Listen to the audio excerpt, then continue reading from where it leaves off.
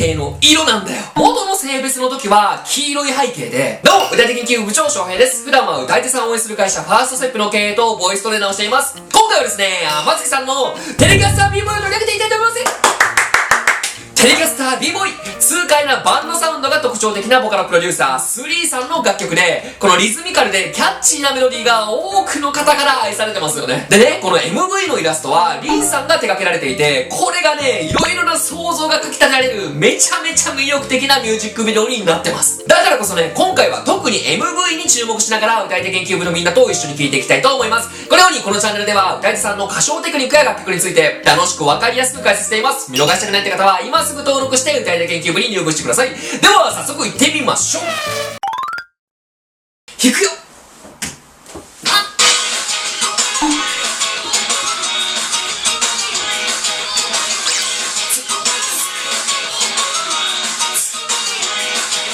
さあ、この楽曲は1、2、3、4の掛け声、そしてリズミカルなイントロで始まっていきます。でさ、早速リンさんのイラストがいい味出してるでしょう。でね、ここでめちゃめちゃ大切なチェックポ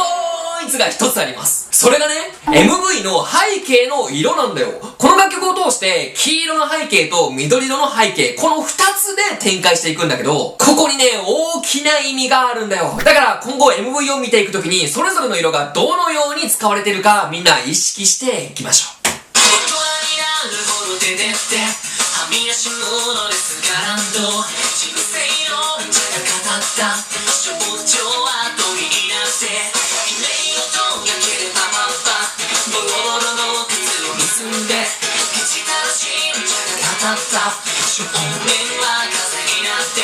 さあ、松木さんのボーカルがカットインしてきました。相変わらずね、爽やかな歌声、そしてなんといっても滑舌がめちゃくちゃいいから、この歯切れのいいテレキャスター b ボーイの世界観とめちゃめちゃ合ってますね。そしてさ、MV がさ、めちゃめちゃ面白くない？最初、セーラー服を着た女の子が出てきたと思ったら、赤い耳のヒゲの生えたさ、謎のキャラクターが着替えを手伝って、どんどんボーイッシュというか、男性っぽい服に着替えてくんだよね。なんだけど、着替えても、謎のさ、白い鳥っぽいキャラクターがね、首を縦に振ってくれない。ずっと×の札を出してくるんだよ。で、×の札が出るたびに床がバッて開いて何回でも落ちてくんだよ。何この世界観。でもめちゃ引き込まれる。さあ、次のセクション B メロで MV に動きが出てきます。行こう。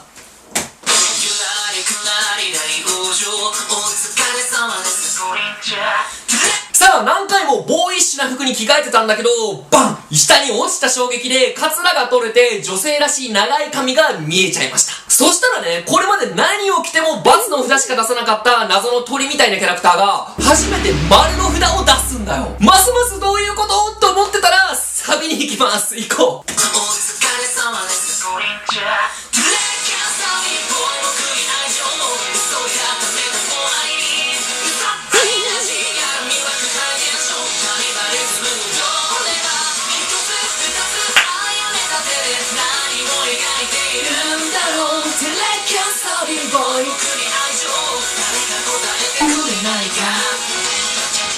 さあ、サビはね、この楽曲のタイトルでもあるテレキャスター b ボーイ、このフレーズを天月さんが力強く歌って始まっていきます。一方 MV ではこれまであれだけボーイッシュな服に着替えていた女の子が元の女性らしい姿で楽しそうに踊ってますね。これね、いろいろな考え方があると思うんだけど、俺の受け取り方は、この女の子は体は女性なんだけど、心は男性、もしくは男性っぽい格好をしたいっていう願望を持っているんだと思うんだよね。それで赤耳の謎のキャラクターは、こうしたいっていう気持ちを応援しているから、着替えをね、何回も手伝うんだよ。なんだけど、白い謎の鳥みたいなキャラクターが毎回×を出してたよね。だから白い鳥のキャラクターはいわゆる世間の声、こうあるべきっていう同調圧力を表してるんじゃないのかなって俺は考えてます。だからずっとボーイッシュな服が着たいってどんどん着替えてたんだけど、ダメ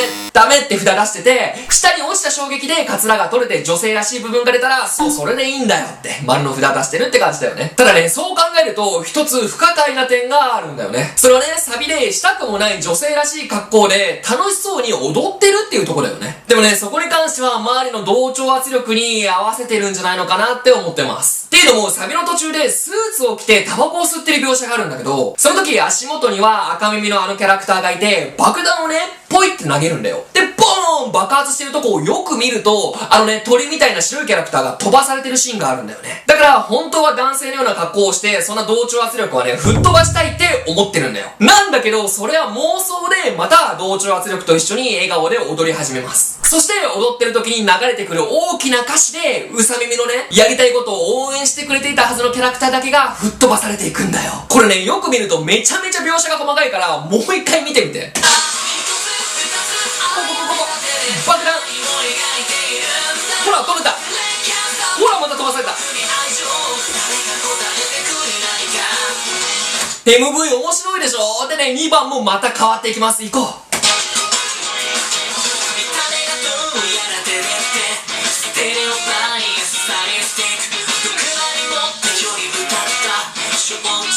また罰ばっか。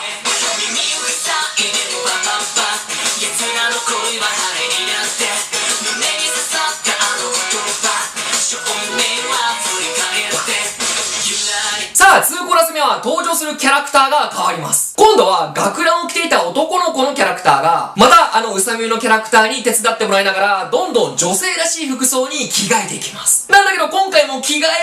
ろ、罰の札で下に落ちていく。そんな描写から B メロ。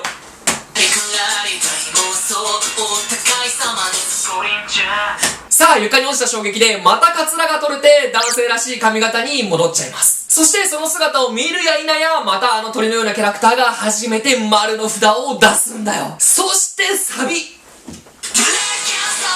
ほら、またうさ耳だけ吹っ飛ばされてくるでしょ。ほら、またブワー言うて、でまた女性の格好。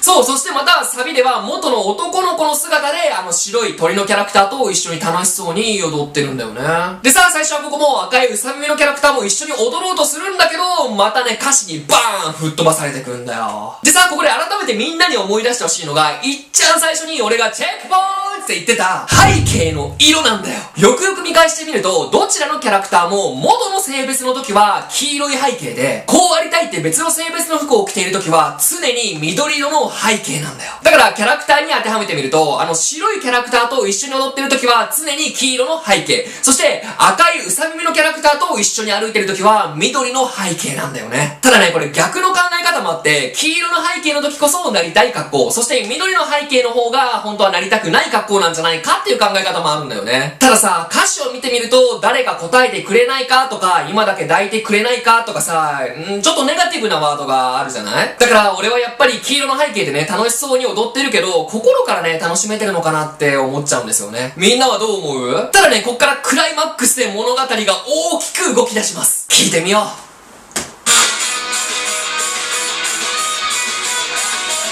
それがかっこいい。スリーさんらしいでしょ。で、ここからもう息ができなくて、さよならつけて現実に許してあげないか、弱い僕たちもまたどこかで会いましょう。さあ、C メロではね、転調してキーが低くなります。でね、あれだけカラフルだった MV も白の背景に文字だけめちゃめちゃシンプルになるんだよね。さあ、ここから転調してまた高くなって最後のサビに突入していくんだけど、みんなね、ぜひ注目して見てほしいところがあります。それはずっと着替えを手伝ってくれてたうさ耳のキャラクターの耳の色ってなると思うから見てて。